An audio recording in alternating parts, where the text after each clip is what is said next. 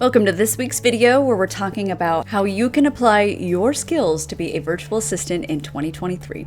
People and companies alike have realized that it is absolutely possible to remain productive over the internet, and with that there has been a major boom in virtual assistants. If you're totally new to my channel, I'm Erin. I've been a VA for over 12 years now, and virtual assistants, if you're a little unfamiliar, are people who provide specific services for businesses. It's as simple as that.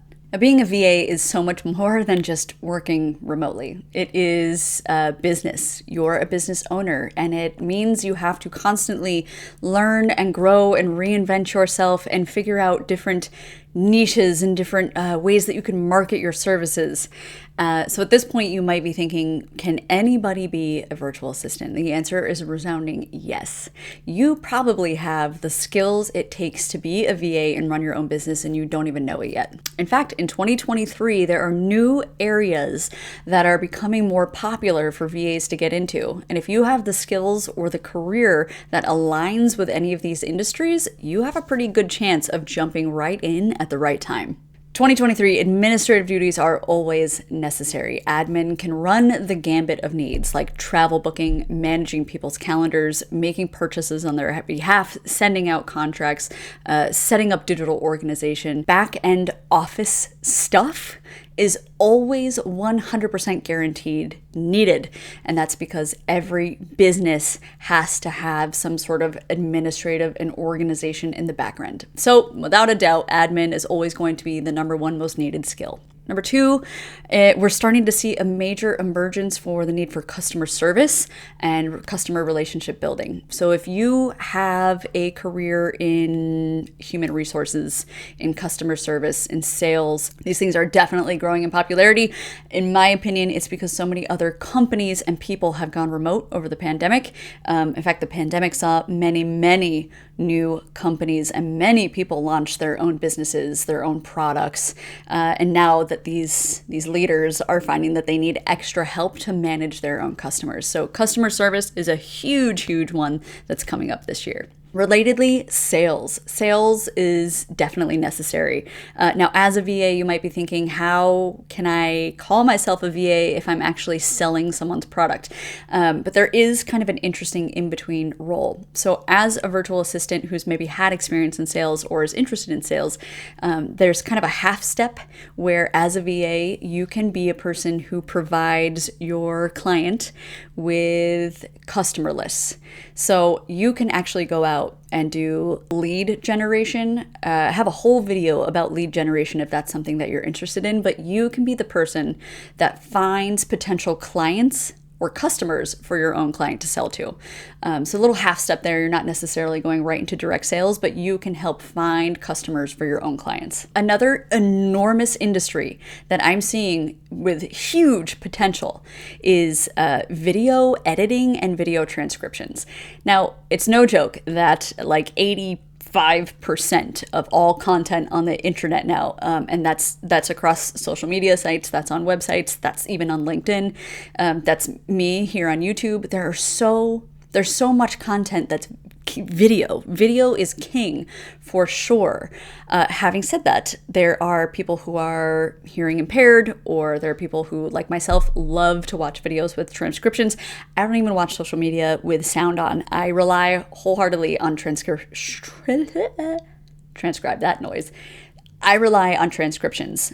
So if there are no transcriptions, I'm not watching the video. And I think other businesses and other entrepreneurs are realizing that too. So there's been this huge demand for virtual assistants who know how to transcribe videos, to add that text to the videos and to social media, as well as virtual assistants who know how to do some light video editing.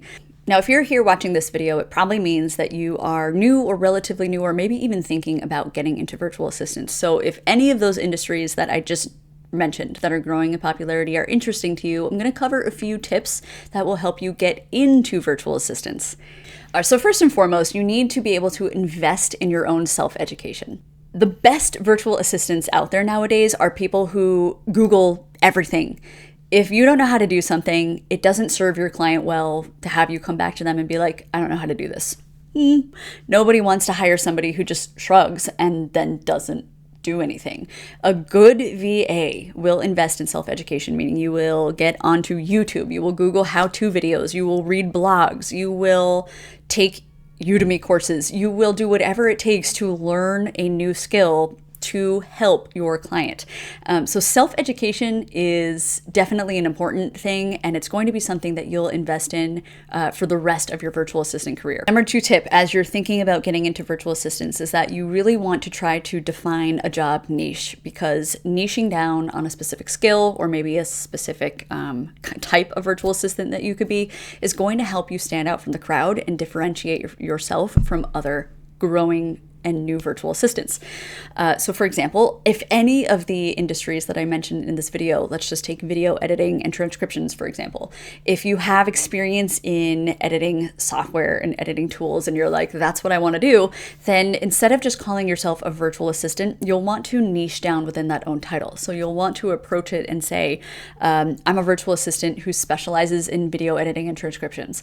It can be as simple as that. You want to spell out the niche skill that you're offering. That's going to help attract the right kind of clients you want to work with while repelling the wrong kind of clients. Like for example, if you're a video editor, you probably don't want to work with people who need bookkeepers or accountants. So it's a win-win. You want to repel the people who are a bad fit while attracting your ideal client. Speaking of ideal client, my 3rd tip for you is to really define your ideal customer even before you get into the virtual assistant game.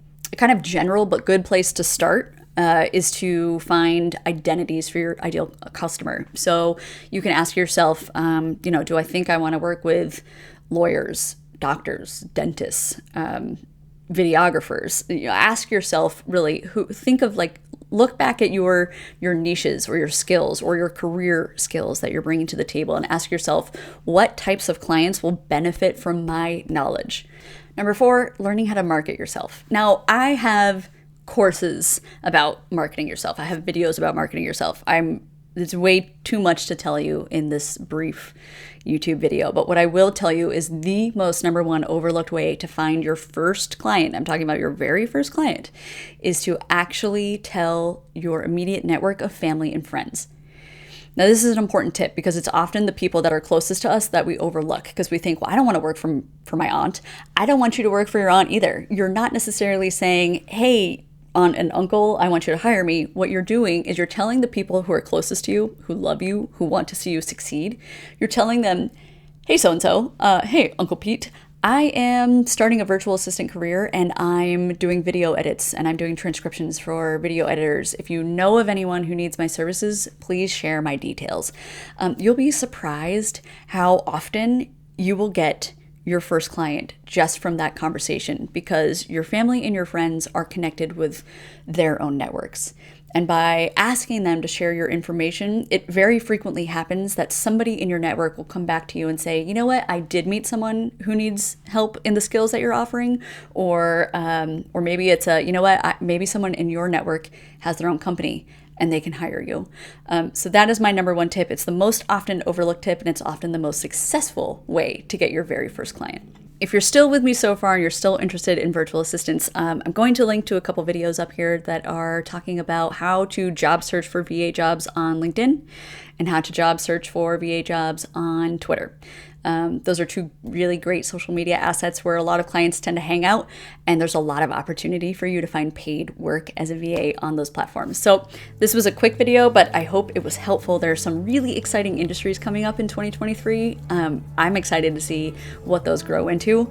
And if you fall into any of those categories, I hope you seriously consider hitting the ground hard and trying to get your foot in the door before they get oversaturated with people. Thank you guys so much for watching. If you have any questions, send me a comment here in the video. I'm always happy to answer when I can. I will see you guys on next week's video.